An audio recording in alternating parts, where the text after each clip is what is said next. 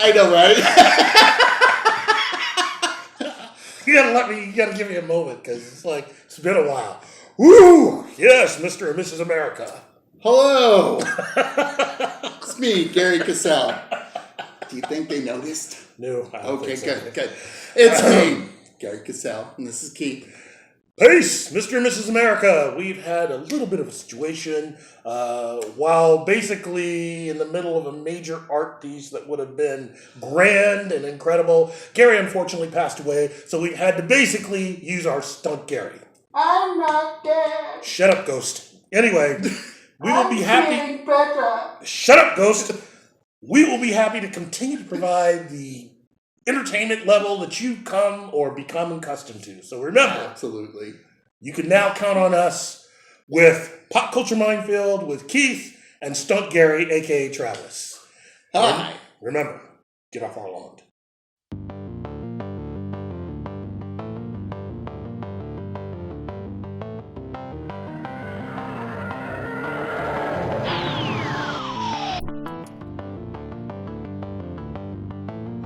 From the deepest, darkest recesses of Dangerous Nerds headquarters, Keith Moncrief and Gary Cassell.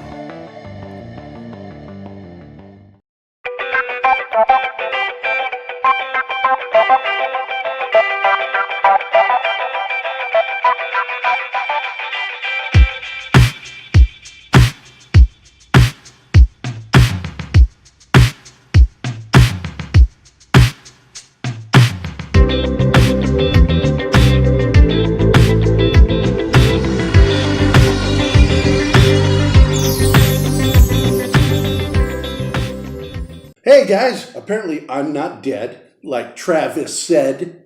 Or you bastard. I was just reading what I was told.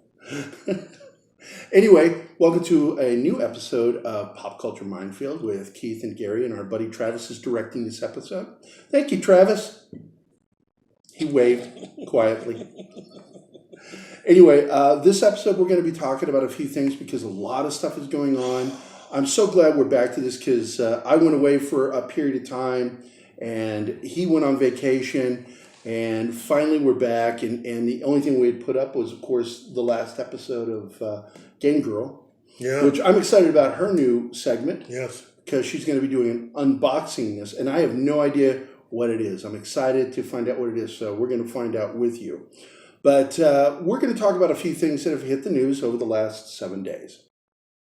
And, you know, let's top it off with talking about what we were talking about before the show, just before it was Witherspoon passing away, who is an amazing comedic actor, just amazing actor. Yeah. And we were talking about how in comedy you put everything out there. Mm-hmm. To be a good comical actor or comedic actor, you have to be willing to humiliate yourself. Every single time. And Witherspoon, the minute he hit the screen, was just like that, man. There are people that have this ability to just be able to approach comedy in a way that transcends whatever they're doing because of their willingness to do that. I had brought up Robin Williams and Peter Sellers as two really good examples of that. And Witherspoon had that ability. And it's not so much about doing characters. It's just your willingness to trust in the process of what you're being able to create. Yeah, you trust in the comedy. Yeah. And you have to, in order for the comedy to work, you have to let go of your ego. Yep. Because most people don't want to look stupid. But if you're doing comedy, there's a really good chance in order to get that to work, you have to be willing to look stupid. Yeah. And John Witherspoon was just the king of it. And of course, the prime example of that was what we talked about before, was those scenes in Friday that, you know, I became a fan of his because it just, he reminded me of my dad. Just, you know, the kitchen scene when he's like just making the smacky noise. Why is it every time I come in the kitchen, yo in the kitchen? I'm like, that was my dad. You know, the whole put water in cereal, make him come into the bathroom when he's taking a shit. Oh, man. Just all of it. And it's sad because We've lost I have talent. watched so much of the stuff that I watched solely because he was in it. Yeah. He sold me as this guy that really knew how to bring the comedy. And yeah, we lost him. And He will be missed. I mean, he's a major talent that it is not that easy to have someone that is just naturally gifted. now you just got to wait until eventually somebody steps into those shoes again. And it could be a decade or two before you see somebody like that. Yeah.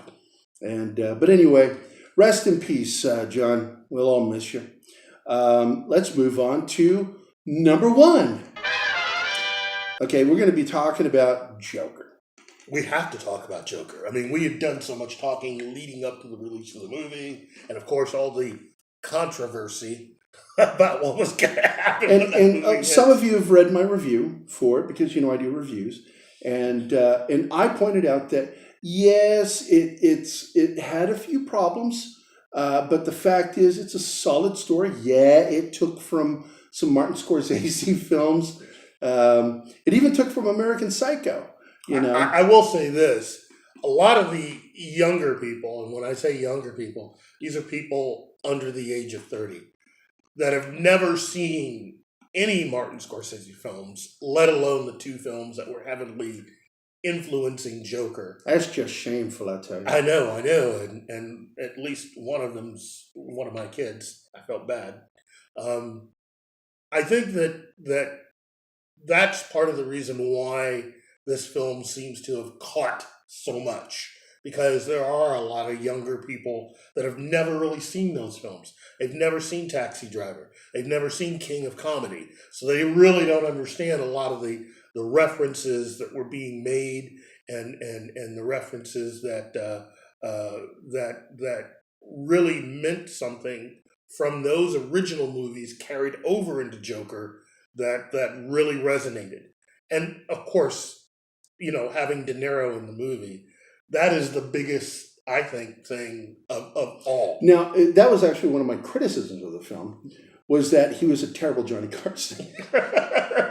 He just looks like this curmudgeonly old man that's just doing his talk show. It's not very pleasant. Well, I think he was a combination of Johnny Carson and there's a guy that used to do a lot of talk show stuff in the New York area that did it for decades. Had his own show, and I think that was a combination of those two.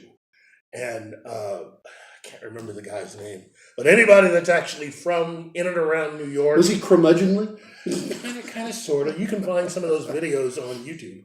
But this guy was kind of famous for what he did and having his own talk show for so long. But as a whole, for a movie that cost between $50 to $70 million, with Joker $50 million away from making $1 billion. Now, when he says that, he's also referring to the marketing. Yeah. Not just the shooting budget, because the shooting budget was 50. Yeah. But you got to tack on between 20 to 30 million more for the marketing that went into that film. And That's right. Really smart marketing. The entire thing was just well done. And again, this is one of the cheaper films to have been done within the comic book genre or comic book related genre to have made this kind of money. And all those, again, we'll talk about this more later, but all those people that really want to just be down on comic book movies need to really understand. And for those of us that were always predicting for years that this will be over soon, this is a really good indication that all this might be around for a lot longer. Yeah, it's like, because, the MCU, the way that it's going, a lot of it is scary to me. Mm-hmm. I don't know to you, but it is to me because with some of the, when they start getting overly political, socially political, mm-hmm. you take a risk of killing your franchise, and we've seen that recently with Terminator, Dark Fate. If Tim Miller had just shut up, people would have bought the tickets and gone to see the movie. But then he, before the movie comes out, makes this grand socio-political statement and soured the milk. And so that there, you can go to my page on Facebook, and I put how badly it did. But the Joker, Todd Phillips, this is the guy behind The Hangover, turns around and churns out a really dramatic film that has a lot to say. And the thing that amuses me the most with this, as much as I enjoyed the film, and I've seen it 3 times, is the fact that so many people hate it. But these aren't the people that buy tickets. And this is what I keep telling people. Stop trying to sell, the studios, stop trying to sell your movies to the people who don't buy tickets. Sell your movies to the fans who go to see these films over and over again. This is the failure of Star Wars as far as the 3rd chapter of the saga. This is the failure of other franchises that have chosen to go that way. Terminator should have never been a franchise, in my opinion. Yeah. It should have ended with Terminator 2. Yeah. There is nothing more to say. If anything, what they did with the Terminator 2.5 at Disney World, I think it was, the Universal experience, they had the story of the action going on with the war. Yeah. And so when they made the movie Salvation, that really should have been the 3rd and final installment. But no, they even screwed that one up. And because the ending got leaked. The ending got leaked, and again, for all the money that they spent on it, I mean, they got spooked by that. And when you're spending the kind of money that they spend on some of these really big budgeted films, for anything to leak, for whatever reason, it causes a lot of the top people to just lose their minds. Yeah, they panic. And this goes back to what we were talking about with the Joker, because its budget was $50 million. Yeah. $50 million. Now, we've talked about this before, and I'm going to say it again. If you're going to make a big movie, you need to keep your budget under $50 million if you want to really make a profit. You really risk more the more when you start pushing that 50 to 100 to 150 million or 200 million. And this is not the first movie to do this. Guillermo del Toro's 2 films for Hellboy were under $70 million a piece. That's right, and they did great box office. Well, they did all right box office, but the thing about when you get into things like Deadpool, which was Fox, both of those films were under $70 million a piece, and they both did really well. Well, I should say the first film was under 70 million. The second film, not so much. And that's part of the reason why Tim Miller left that project, because he didn't want the expense, and then he goes ahead and he makes this. Figure that one out. He also had problems with, he wanted to make it more superhero-y. Yeah. And Ryan Reynolds is like, no, he had the pulse of the fans, and he has the pulse of the character. Yeah. Tim Miller didn't. Yeah. And again, this is an easy formula for everyone to get into. It's just whether or not they're willing to take the shot at spending less money. Yeah, and that's the problem with Hollywood, because I don't know if you remember, Roger Corman tried to go legit. Yeah. Not just making B movies. And he got hired by, I think, Warner Brothers to do a Western. Yeah. And got fired. Because he was trying to bring things under budget. And he's like, we don't need 2 of these generators. We don't need all this equipment. We don't need that many people. And he was trying to bring it on time and on budget or under budget. Yeah. But studio execs were like, what are you doing? Mm-hmm. You only make a good movie when you throw money at it. And so they fired him and hired another director. And he was doing just fine. Roger Corman is a really good director. Yeah. And but once again, it's this whole thing about, especially today, these studios will murder all of this nerd filmdom for us if they keep making these films 100 to 150 million. Because every time they do that, they really risk the farm. Mm-hmm. And when the Joker comes in and says, I'm going to do this film for 50. I mean, this is after all of the success they had with Deadpool. Mm-hmm. When Deadpool came out and made all that money, I mean, that film did not make over $800 million at the box office. So it was the highest. It was for quite a while the highest grossing R-rated. X-Men R-rated film that they had, that Fox had ever made, and overall as an R-rated film had been. And it was, made. and once again, we bring up something called profit, because there's a difference between the highest grossing and the most profitable, which is what the Joker is right now. It's the single most profitable superhero film. Yeah, because when you spend very little, it means you keep more of the profit.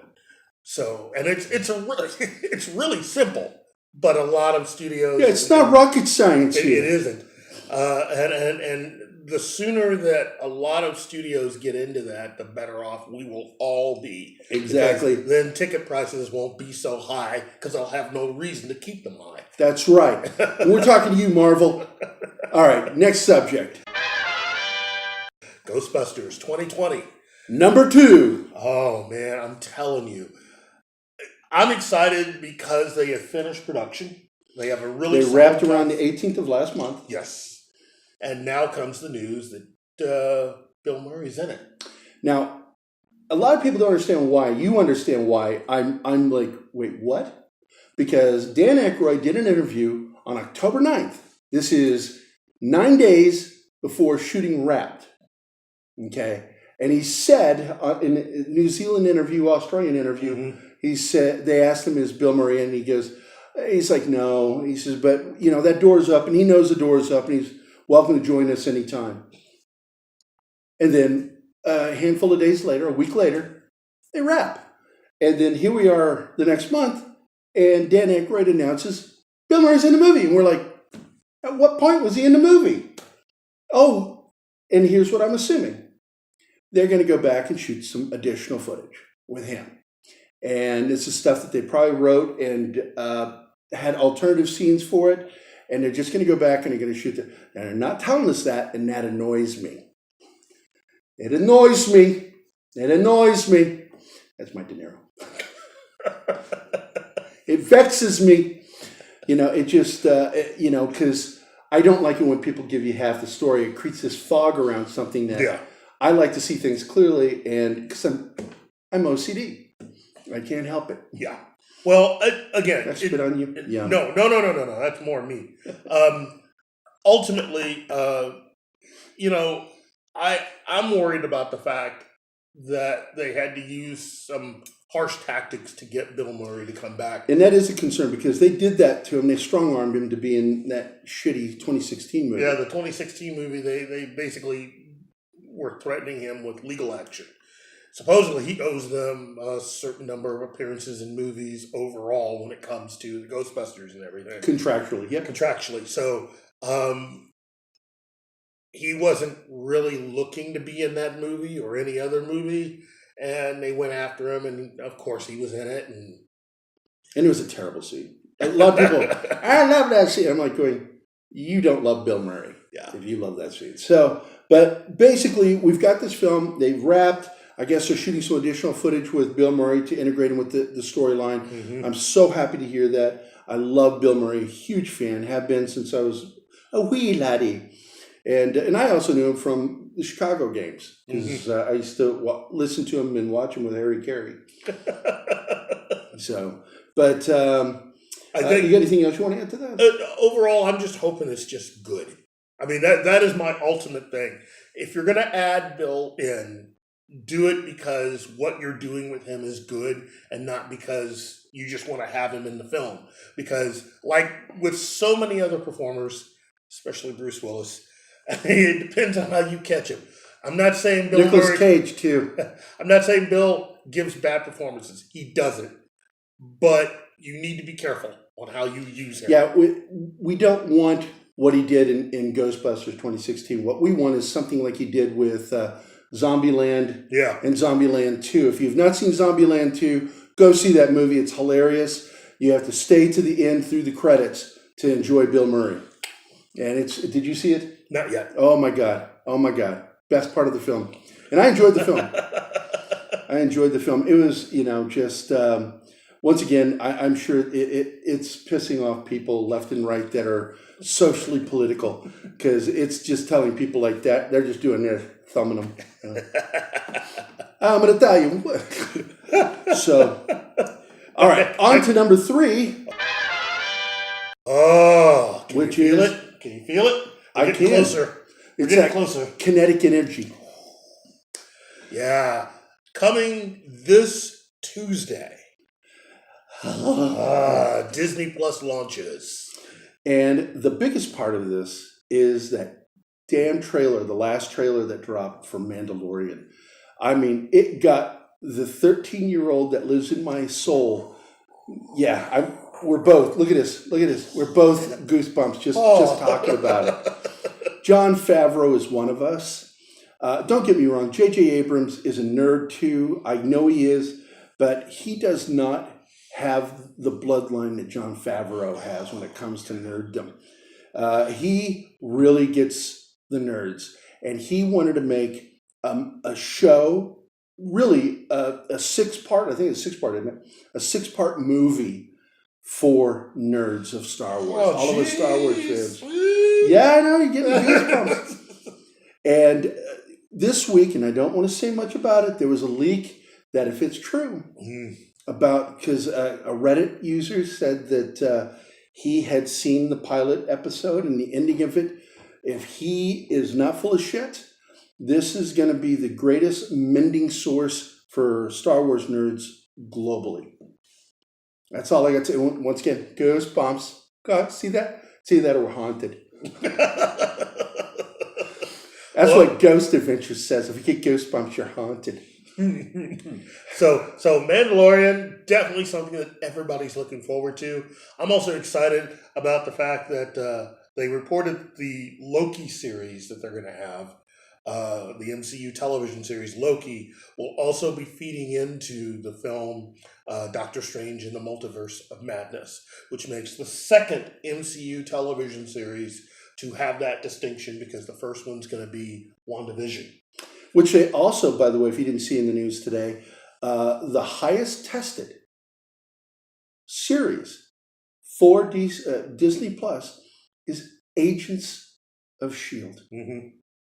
And that tells me that we may see this show get a new life on a new network. Mm-hmm. And that excites me a lot because I love that show. It's a fun show. It is. And I think it could be a lot better when it's tied back into the MCU properly.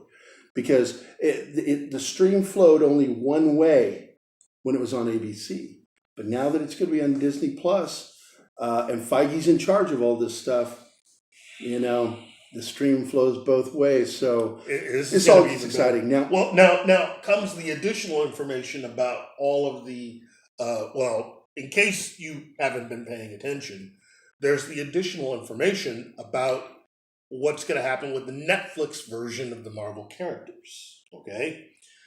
As of right now, the rumor is that once you are 2 years beyond where the final Netflix, for whatever character that you want to go with, has happened, those characters are now free to be used, and the actors are free to do whatever, which means that Charlie Cox, I think, has another year left before he's able to be used. But basically, we could be seeing all of these characters again. That is something they've been intentionally kind of letting out. Yes. That everybody except for the kid who played Iron Fist would be pretty much coming back. Some of his castmates may be coming back. Yeah. But he was, I really have nothing against that kid, but he was not a good choice for the actor. Miscast. He's completely miscast. Yeah. But I liked his partner on the show.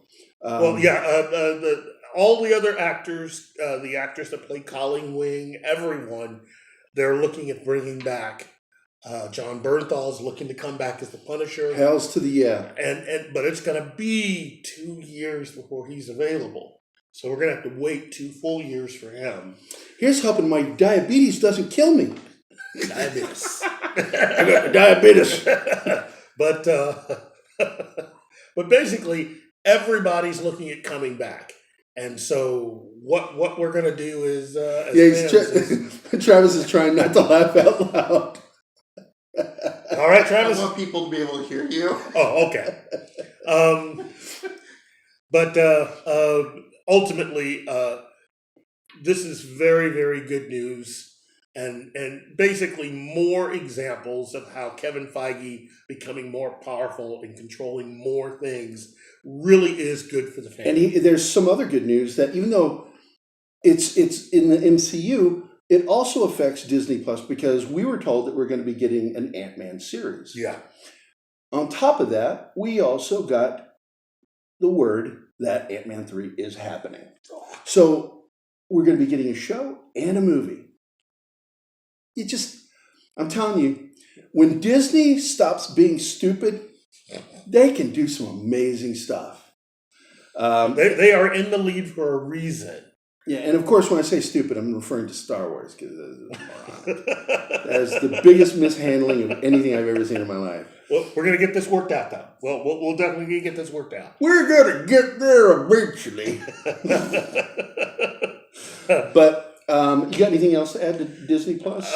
Just if you haven't gotten it, get it. And for those because of you, there's 2 ways of doing this. yes, Well, technically 3 ways because of the Fire Stick. But you can actually get a package deal with the Hulu and what's the third one? There are 3 things that you get with it.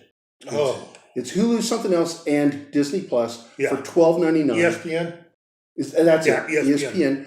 Or just by itself, it's $6.99. Yep. And you just can't beat that.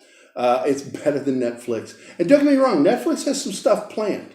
But, right now they don't got the game Disney's got. And Disney's going to slaughter it for the next year.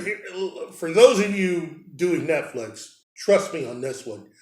About a month or 3 back, they released a picture of the entire cast of the Umbrella Academy around a cake celebrating season 2. So that's what you're looking forward to, along with various other things that we've talked about on this show that are coming from Netflix. So Netflix won't be number 1 anymore, but they are not going to be number 3 or worse than that. They're going to hang around a little while because they have a lot of very exciting programming coming up. Again, not on the same level as Disney Plus, because Disney Plus is it's killing. But it hasn't started yet. I know, right? It's giving us ghost bumps. I know, it's just ridiculous. I like that, ghost bumps. Goose and it, yeah. So, I guess what we need to do this now. ties into the next thing. Number 4. Carl Urban, best known as actor extraordinaire and one of the better actors in JJ's Star Trek. And he's also the best Judge Dredd. I know, right? Goosebumps.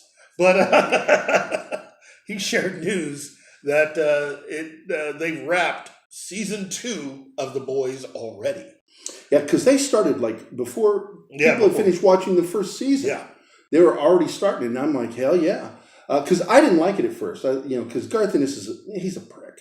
I think he hates superheroes and he attacks superheroes. He says these big statements that superheroes destroyed comics. It's like, what are you talking about? There wouldn't be comics without them, you moron.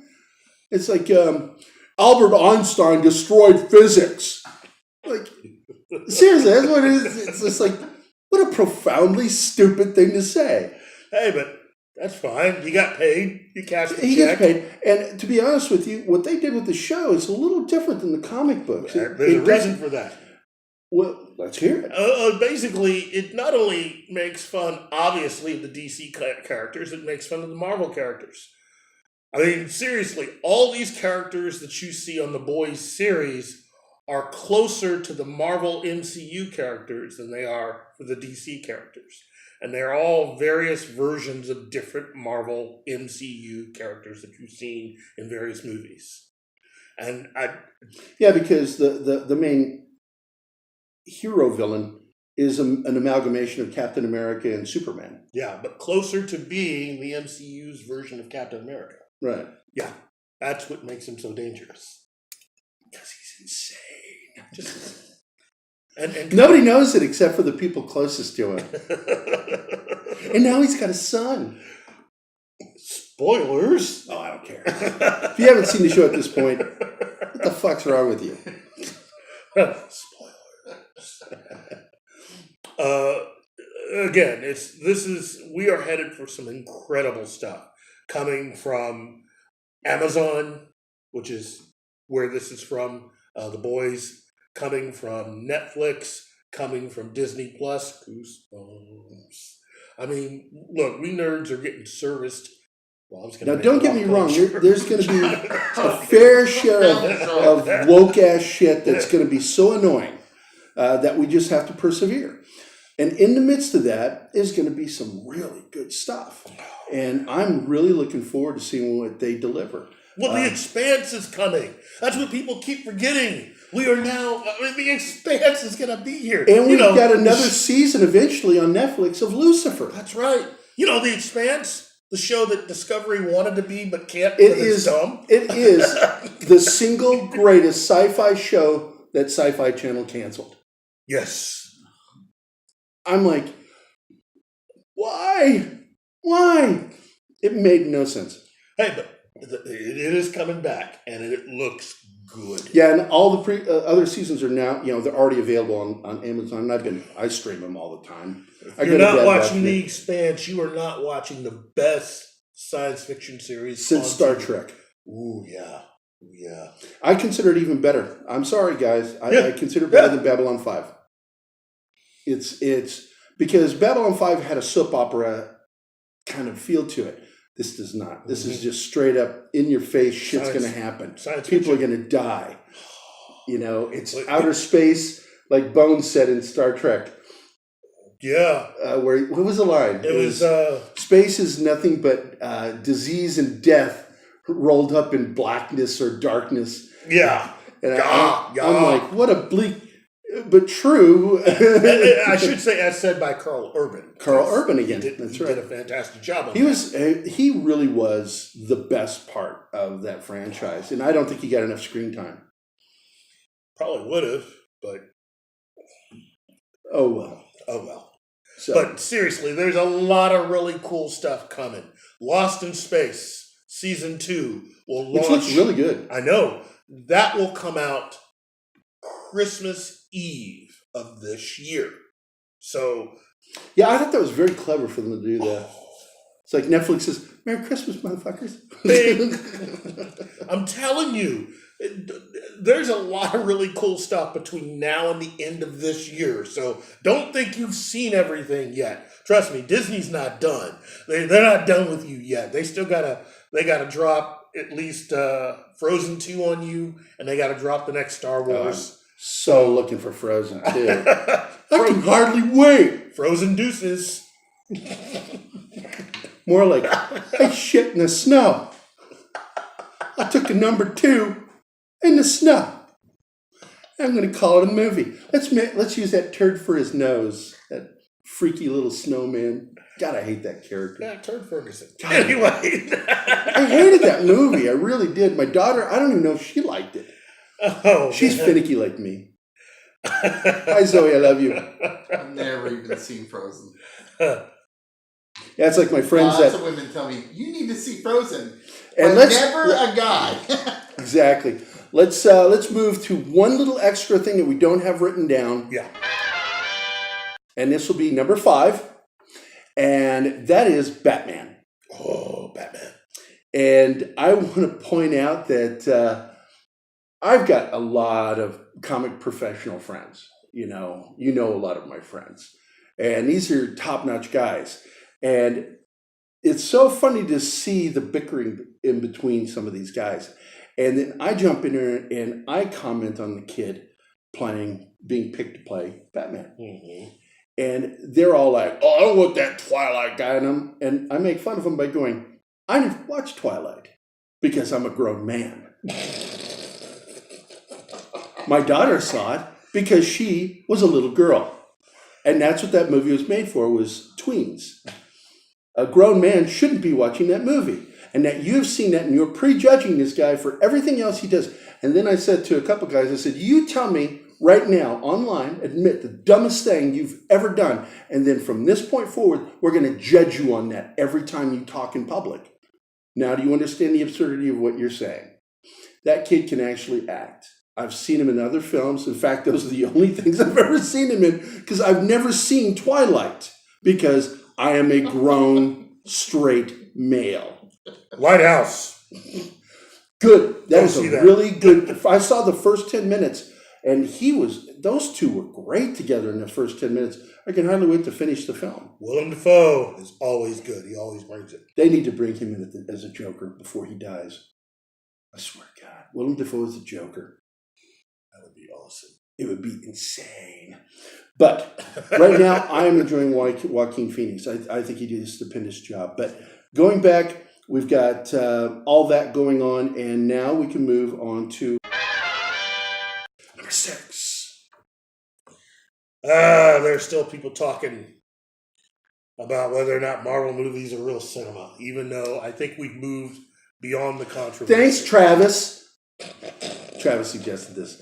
And I agree. This is really important to talk about because we haven't done a show since all this shit happened. Yeah. When Martin Scorsese lit up everybody's screens. Because he said, look, Bozeman said it. He said it. He said, look, Martin has a new film coming out, The Irishman. So he's going to say something controversial. It's marketing 101. So it's like, yeah. And I got to be honest, I don't completely disagree with what he said. No. I see the distinction between Marvel cinematic or period comic book cinematic Yes. and the kind of films that he makes. Now, once again, he's a genre director. So he's really treading on thin ice because as a genre director, when you start to criticize another genre, you better point that finger back at yourself. But he did come back and qualify what he said. I still don't completely agree with him, but I don't completely disagree with him. But then Francis Ford Coppola opens his big mouth, and Coppola hasn't made a great movie since 1992, and he hasn't made a good movie since 98. And we're talking about Dracula in 92, and of course, Rainmaker in 98. Look, He's crazy. He doesn't know what he's talking about. you know, again, this is, dude, and I'm talking to Francis, dude. Scorsese can say what he says because he really is the dean of film. And to anybody under the age of, say, 40, he pretty much is the personification of what film is. He has done a very good job of pressing film as an art form to be respected. Exactly. He was also one of the leading key figures in pushing for the restoration of films. Yeah. So when he says something, yeah, he's got the latitude to be able to do it. That doesn't mean you're not capable of saying what you think, but more people are going to... Coppola, they just look at you and they shake their head. I mean, your last movie that really was Twix with Val Kilmer. And, like, nobody knows this film. I mentioned it to these guys, and they're like, what? I'm like, I saw it. Because Personally, I love you. The Godfather films, as far as I'm concerned, even the third one, all of them work. But Apocalypse Now, yeah. and the Redux version. Oh yeah. I love Dracula. Dracula is absolutely Dra- one of my favorite horror films ever made. That to me is every year pre-Halloween. Ditto. I have to watch it. It's on my watch list for It Halloween. is, you are phenomenal, but on this particular subject matter, I think you were going a Your little bit... nephew starred in 2 major Marvel films. Yeah. You know what he... And also an animated comic book film. That's Two of right, them. yes. Two of He them. was in He did Spider-Man Into the Spider-Verse. And the Teen Titans Go to the Movies. He's Oh the my voice- God, that's right. voice of Superman. That's right. So, you know, when you say this stuff, you're actually talking about people that work in that industry.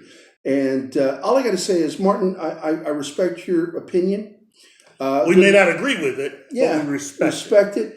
it. Good on you. I look forward to seeing The Irishman. Francis Ford Coppola, go back to making wine. You're just a crazy old man. I don't... And spaghetti sauce. Because Yeah. I don't mind when you make movies, but dude. I lost respect for that guy when he shit on Robert Duvall.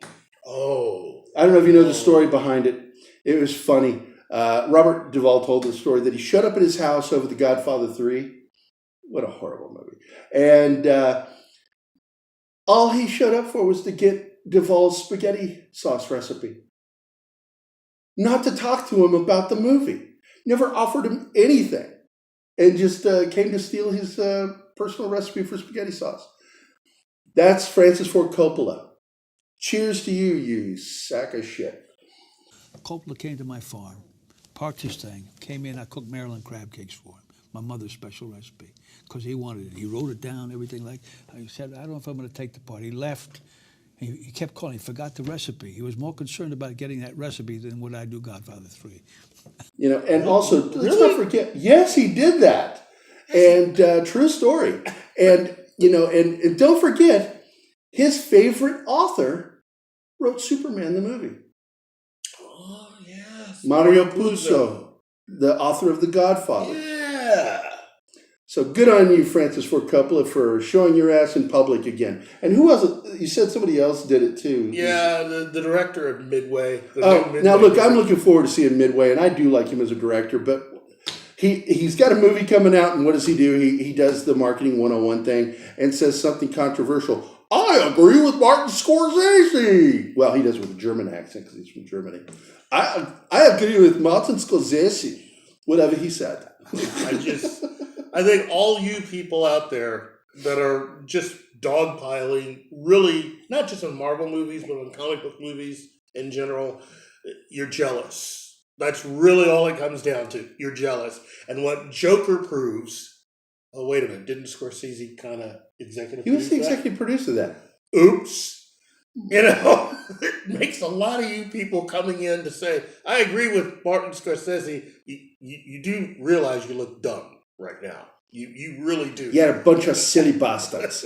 The whole lot of you. Christian. And I want to give a quick shout out to some of the people that we watch regularly. We watch Midnight's Edge. Mm-hmm. We watch Gary Beekler over at Nerdrotic. And of course, a shout out to John over at Entertainment Hacker. So, And one of my personal favorites, Robert Meyer Burnett on the Burnett. oh, I watch him religiously too. So with that, we're out of here.